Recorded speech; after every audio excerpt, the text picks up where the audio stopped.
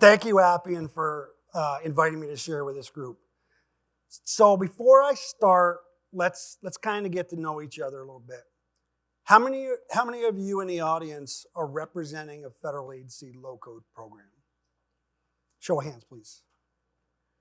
Okay, we got a few of you. Out of that group, how many of you are in the either planning stage or would consider yourself low in maturity? Get your hands high. There we go. Okay, how many of you would consider yourself like more mature, you figured things out, you're able to offer some sage advice to your fellow federal agencies? Great. Fantastic. How many veterans do we have in the audience? All right. That's fantastic. That's great. Round of applause, please.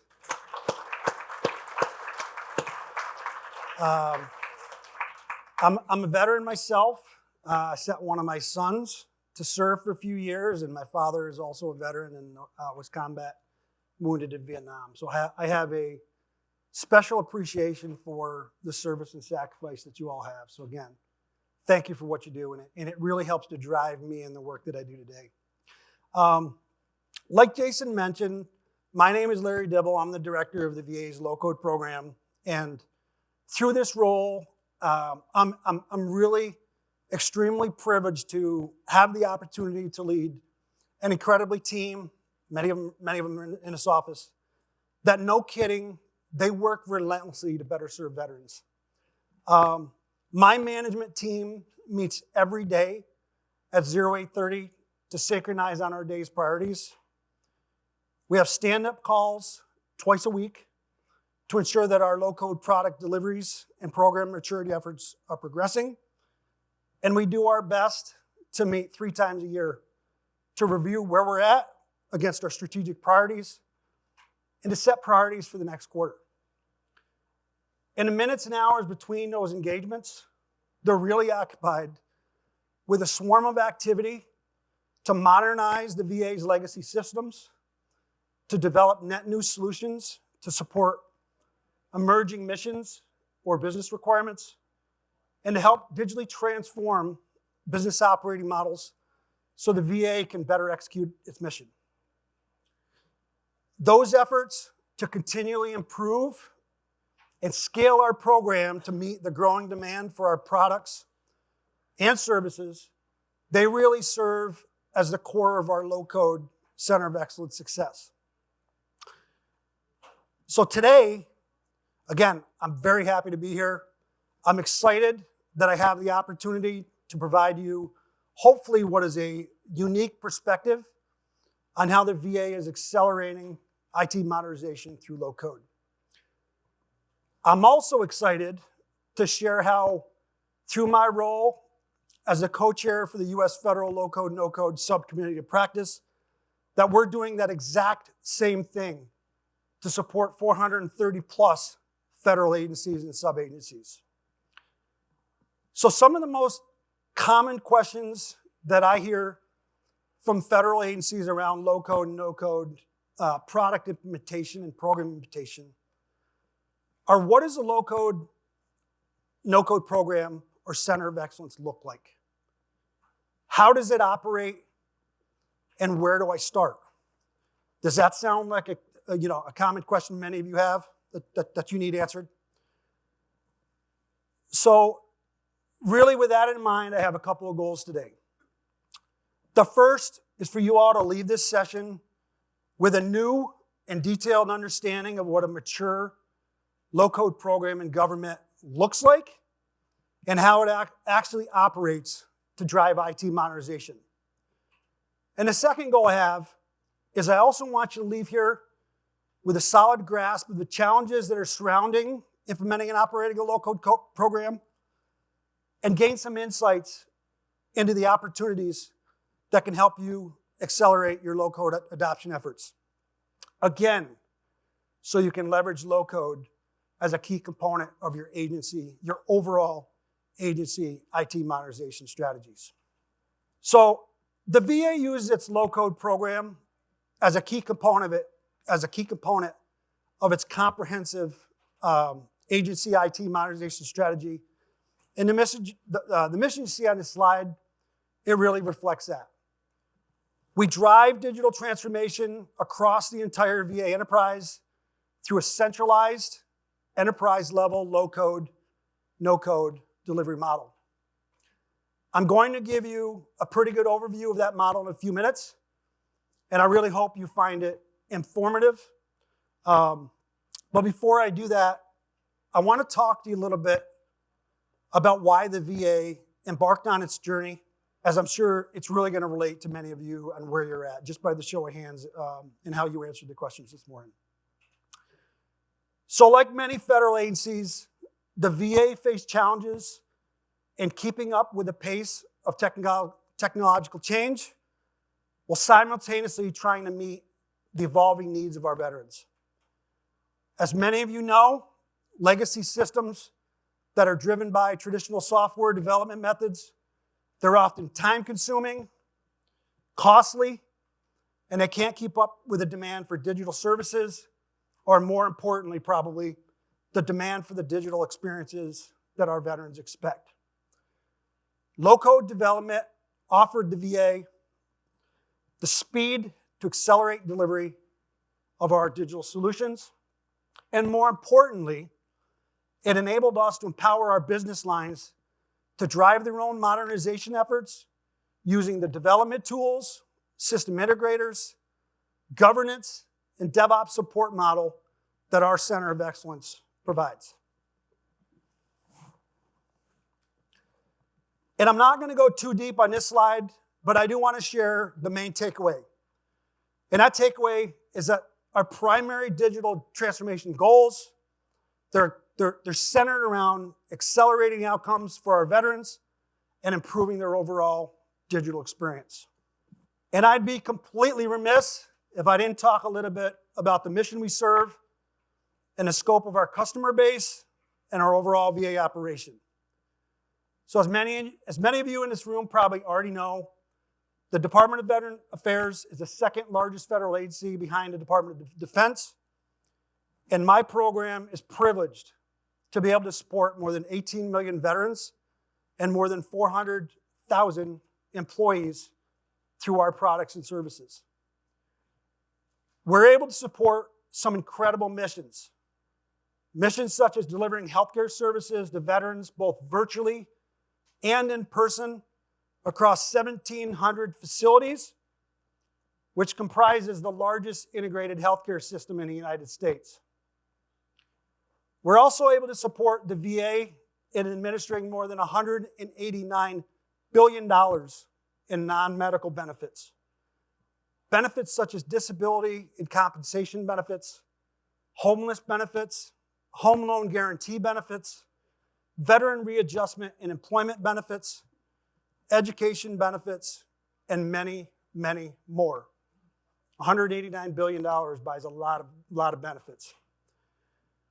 We're also able to support the VA's sacred mission of honoring veterans and eligible family members with final resting places to commemorate their service and sacrifice. And lastly, we're able to support the VA's fourth mission of providing expanded federal government emergency response capacity. Ultimately, our low-code application platforms enable us to meet the full range of needs across the enterprise, whether that be in support of an individual employee or a brand new enterprise system of record. And now that I've shared a little bit about the mission, goals, and those we serve, I also want to share some of our high-level milestones. Just for background, the VA's low-code program was formally stood up in 2018, FY19 for your government folks. And as you can see, we've had some incredible outcomes over that period. I'm not going to talk through all of these, but I will highlight that we have realized a notable cost savings through our low-code program. A good portion of this savings has come largely through the reuse of our products and our ability to leverage single-user license across multiple applications.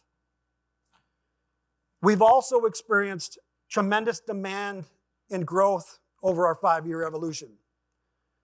This is evidenced, as you can see from the slide, by our delivery of 60 products in FY19 compared to more than 400 products delivered in our last complete fiscal year.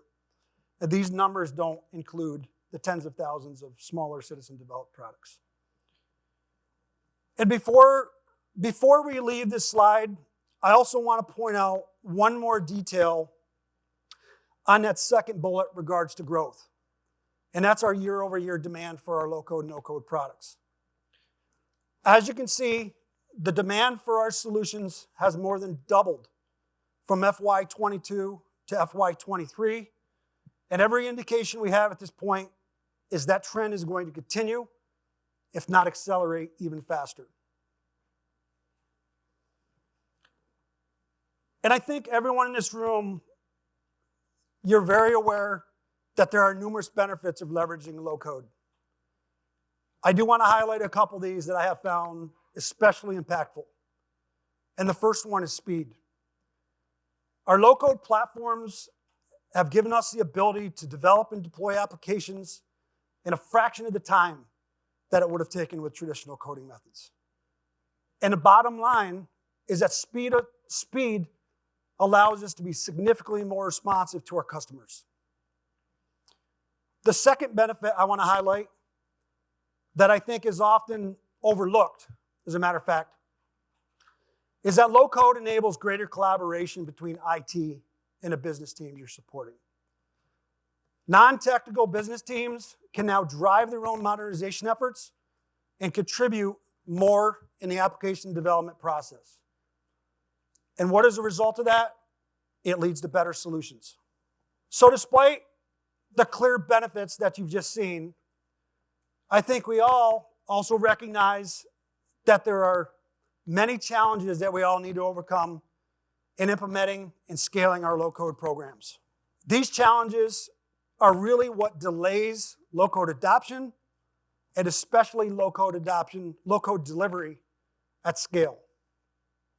And I'm not going to go over each one of these challenges, as I'm sure many of you're already aware of them or are actively trying to overcome them.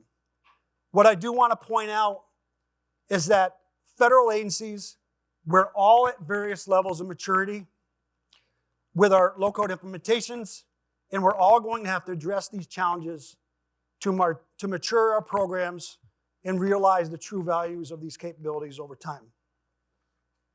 Okay, so now we get to the good stuff. I want to take just a couple minutes to talk you through our low-code, no-code program so you can visualize some of the major program components. Starting in the upper right, our customer's journey in the VA starts with our low-code, no-code marketplace. This marketplace it's the central hub where customers can discover existing products that are available for reuse. And if those products aren't there for reuse, this is where they can actually submit a product request for their solution to be built through our program. Below that is our low-code platforms and DevOps support component. This team provides the essential platform management, platform operations, and delivery governance services. And below that, and still on the right-hand side, we have our low-code software engineering component.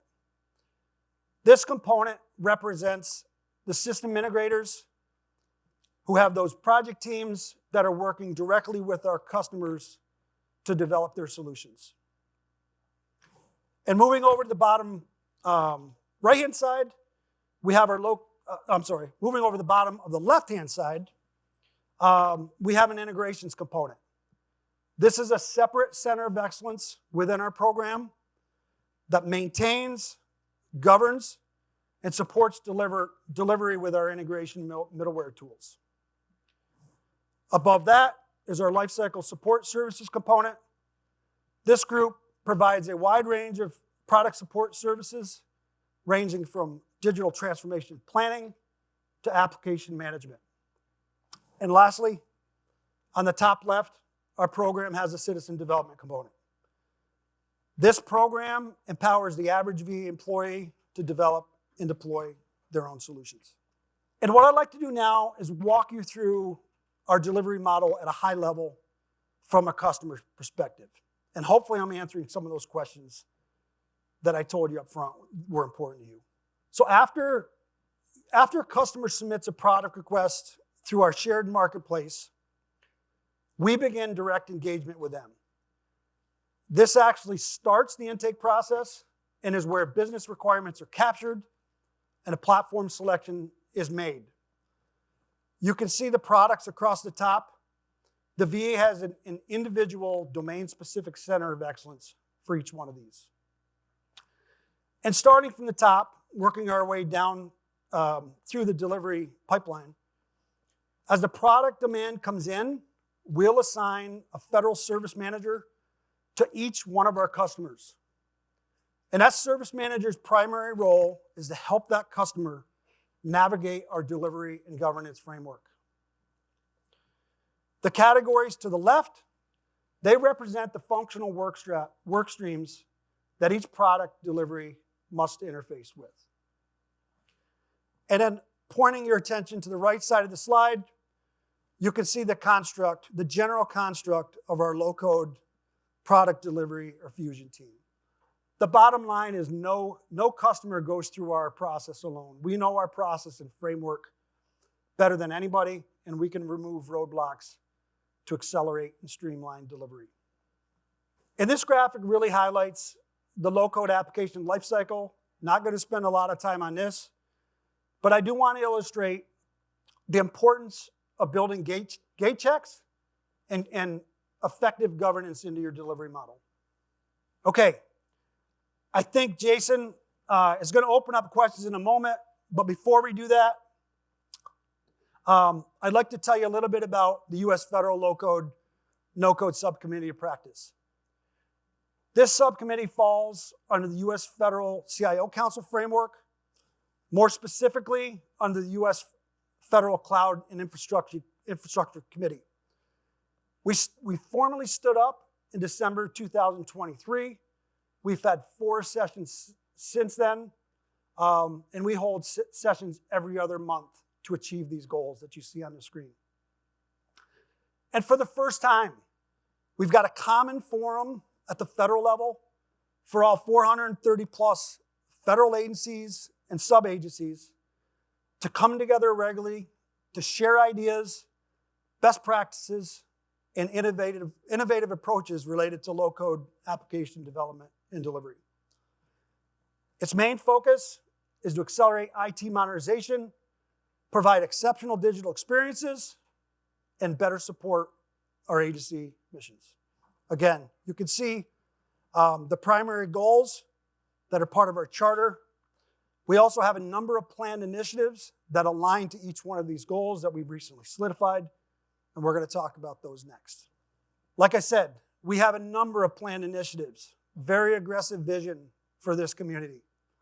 These are only a few of them. These are some of our high-level initiatives to drive our committee progress forward. We have several more as well. Starting at the top, this seems very basic, but it's very important. One of the first actions we took is putting together a shared artifact repository so agencies can start contributing towards that overall government corporate knowledge surrounding federal low-code, no-code. We've also established some initial collaboration channels so agencies can start to talk and share, and again, contribute and learn from each other's experiences. Below that, again, this is since December, very short period. We've also operationalized a low-code, no-code agency mentor-mentee, what we call a battle buddy program.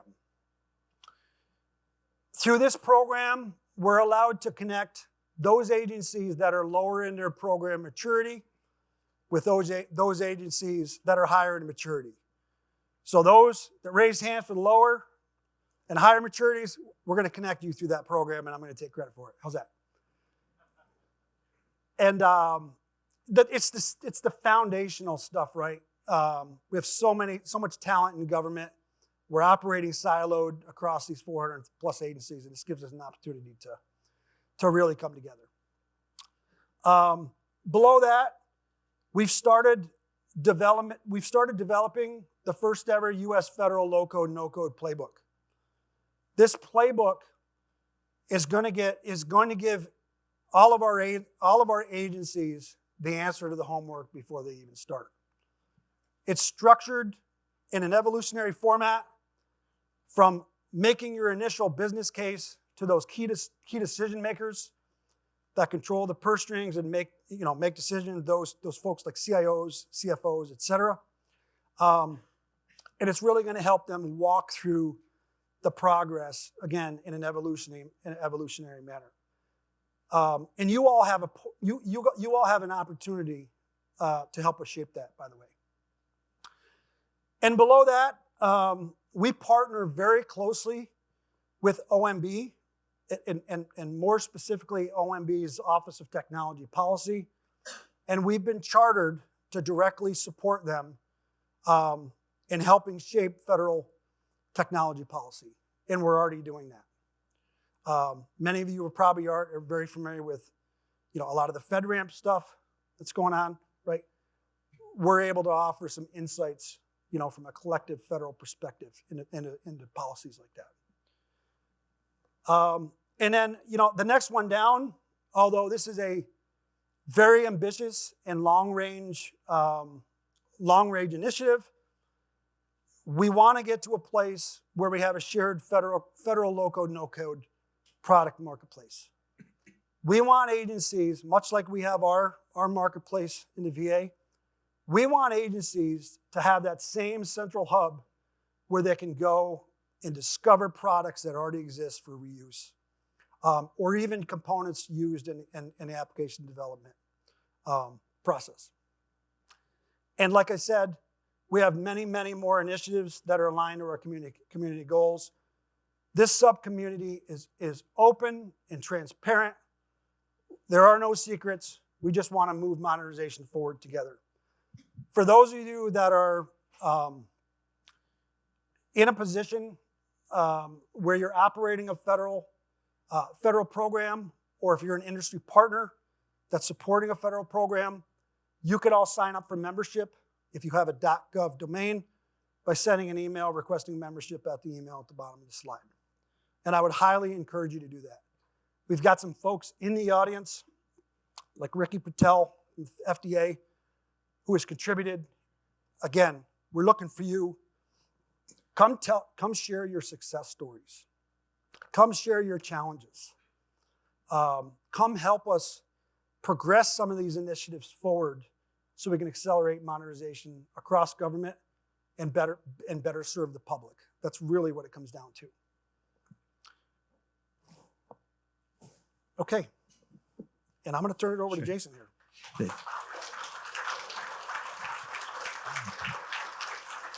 As you all can see, there's a minor amount of interest in this topic.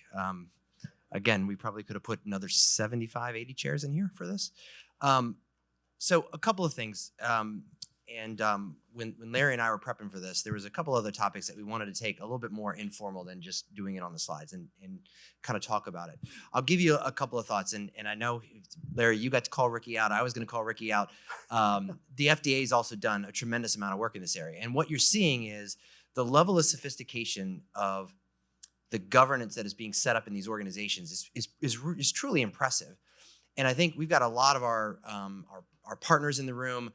I think what we're going to see through the work that Larry and our agency partners are doing is we're going to start seeing some patterns in how to both build it internally, govern it internally, but have our industry partners, our partners actually support these centers of excellence. So I think, we'll have some government agencies that can do this themselves, some that will need support in doing this, but having these patterns that are starting to emerge is really important. And so being able to have certain standards that we all operate by, or that we share lessons learned and some of the artifacts that are being created, I think are really important. So Larry, I think, you've in a lot of our conversations over the last, couple of months, couple of years, you've seen things that have worked and some things that have not worked. And what would be a couple of things you'd say right off the bat, if I'm starting this out, or if I've gotten a little bit of a head start and I want to dial it back and think it through, what would you say you would start with?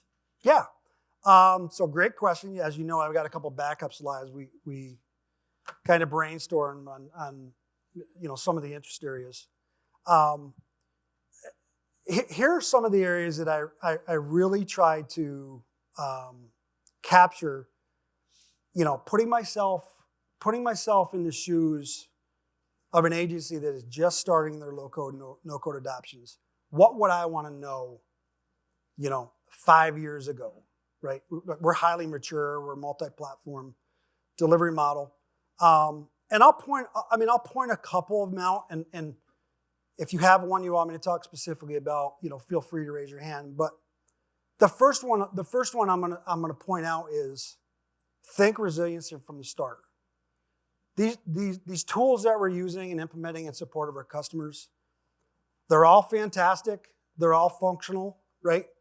But when they don't work, it creates a trust issue with your customers, right? We're trying to accelerate modernization. And when you have platform resiliency issues, when you have application change related issues, it erodes that trust, right? You've got to think about that up front. Put your product companies through the ringer on their infrastructure, right? The rollover They have, plan. by the way. Yeah, They have put absolutely. Through the ringer, by the way. So put them through the ringer. Understand their infrastructure. Understand the risk. Put the appropriate governance in place. I talk a lot about governance. What's governance? Governance is rules, roles, policy, processes, standards, right? Put the appropriate governance in place to minimize your resiliency risk from the start. And especially from an application change related perspective. When you get to the point where you are operating in, no kidding, enterprise level software factory, and you have 30 SI project teams that are simultaneously developing and delivering in your environments, you have got to have that in place. You've got to have that in place. And that speaks to the second one there. Build that robust governance framework up front. Even if you're starting small, right? Even if you're doing a pilot and iterating over your product's evolution, your program's evolution, your governance has got to be in place up front to reduce your risk and to ensure your customers' confidence in your products. Let me see here. Over on the right-hand side, let me jump back over here. The motto, build it and they will come, isn't exactly accurate in government, okay? You can build the best low-code delivery model and governance framework in government. That doesn't mean they're going to come. You're going to generate demand as you mature your program, but a lesson that I learned is, as part of our overall program strategy, is develop those relationships with those key business programs, those portfolios, those product lines, and those those business lines that you're serving. We do that. One way we do that, and I've already mentioned it when I talked about our delivery pipeline. We've got a federal service manager, and we assign every one of our service managers to business lines, portfolios, product lines, so they can develop that long-term relationship with them. They can understand their business program objectives, and so we can be aligned with them when they're ready to put a product request in. That's very important. We actually set up an entirely brand new organizational structure around service managers and able to do that. And again, that's one way that you can drive demand top down, right? Otherwise, you may be creating the greatest factory in the world and you have product, I'll go there. You have demand that is being generated through the work of, salespeople from product companies, which is great. There's still satisfying needs of the customers, right? But strategically, the best way to drive demand, top down by developing those relationships. Make sure you're in line with the enterprise architecture needs. And then I'll hop over a little bit more on the technical side. Same concept with thinking resiliency from the start. Think managing tech debt from the start. Okay, you're all going to be excited to get these products operationalized so you can get value out of them, right? Have a solid tech debt management program in place. Okay, again, especially if you have, multi-tenant environments, multiple project teams developing, delivering. You're moving fast. Demand is coming fast. You got to put that stuff in place to manage your risk. Otherwise, the tools that you have, the environments you have, they may become eroded to the point where they're not as useful, and you're going to be spending a lot of money, trying to clean that debt up. Those are the highlights. Any specific questions on any of these other ones? It's okay if you don't want to raise your hand. I've actually got to make a comment or two, if you don't mind, on one or two of these things. So, as an observation, a couple of years ago, when low code was kind of becoming a term, it was a lot of talk about citizen developer. And we were at a wave up here where that was a cool term, and then nobody kind of did that. And all of a sudden, across our customer base, we have seen that come back. And, I know we have a lot of our partners in the room, and you cannot do that without having a very, very strong governance model in place. Now, as a company, for those of you who've done Appian development, maybe I wouldn't take somebody straight off the street and put them into the back end of Appian without some training. And so we've started to move and develop products that make it easier for citizen developers to be what we consider dangerous quickly, right? And get in there and start building. But that requires governance. That requires assistance from skilled low-code developers to be able to help them to extend those products that they build. And that's what I've been most impressed with what's been built here at the VA, is they do allow citizen developers to go into their platforms, and the platforms that they have are complicated, as just like we can be. But they've made it accessible by pairing those people up with folks that do understand it so that they can get through those challenge areas. So, Larry, the next question I want to ask, and I know we only got like 5 minutes left, but I think this was an important one as well, which is, with your experience, both the VA and the community of practice, are there any, what are some of the opportunities you see to accelerate the adoption? Yeah. Here they are, right? Good coordination between us, right? It's not like we thought about this ahead. Right? The reality is I don't think you're going to find any low-code program manager in government that is going to argue with you about the benefits and the value of a low-code implementation towards modernization. You probably will not find one. So it's not a matter of convincing them that it's the right path to go down. But agencies what they're really looking for is the how. How do I do it? And that's why I talked a lot about, what does a COE look like? What does a program look like? What are the major components? You know what I mean? You go to a lot of these these sessions, and you get like an anecdotal, a very blurry vision of what a COE is. Like define a COE, right? You could have a product-specific COE or program level COE. So I think helping agencies understand the how is really what's going to help drive, these implementations in their agencies. And like I said, we're doing that through the U.S. low-code, no-code subcommittee of practice. That's a primary goal of it, is we want to spell it out, make it easy. And the bottom line is, if they know the how, it's going to reduce that risk, because that's really what it comes down to, right? You have legacy systems that are working, they're performing, they're not optimal, but they're working, right? And you have system owners and program leaders. Those folks that are making the decisions, they want to make sure that that risk is mitigated, So getting our agencies more informed on the how is really going to help in the long run.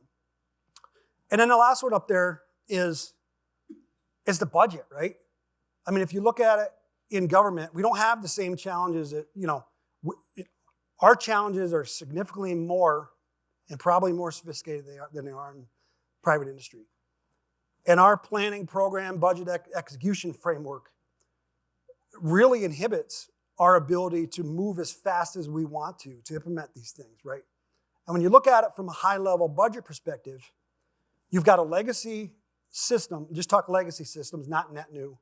You got a legacy system that has been funded, programmed for 5 years ago, right? That needs to be maintained to support the existing mission needs. You've got a low-code program like ours that, has to be funded, right? We have to put our own roadmap in place. And then you have the modernized capability, no kidding, the system integrator that is sitting down and developing the product roadmap for the modernized solution. All of those things need to come together, from a budget perspective, right? In order for it to work. And that's hard. And that's one area where I feel like we've really cracked the nut on that. We've got enterprise acquisition vehicles that our program manages. It's not a separate pillar in government that we're dependent on. We manage those vehicles to bring SI contract teams on, and that gives us a tremendous amount of nimbleness, right, in order to accelerate these deliveries. No kidding, when we get a request in through our marketplace, we can start development in 30 to 60 days. So just to end on this note, the other thing that we've also seen is a lot of the stuff that Larry described is not our typical acquisition cycle of just buying a program, right? And so being able to educate some of the acquisition professionals on how to actually structure these contracts to allow for the amount of flexibility that is required to do some of these things is also a bit of a challenge. And we happen to know something about acquisition, right? So I want to thank Larry for being here with us today. So a round of applause. He's truly been a leader in this space, and we've been really fortunate to work with him. So last thing, thank you all for joining us at Appian World. Appian Government, October 30th, will be local. We'll be out in Tysons. We're back at the Capital One Hall, which will be fantastic. We'll have a great program for everybody. And so enjoy the rest of your day. I do suggest you go watch the live build challenge towards the end of the day. It is actually quite fun to watch and really impressive what they can accomplish quickly. So thank you all so much for joining us.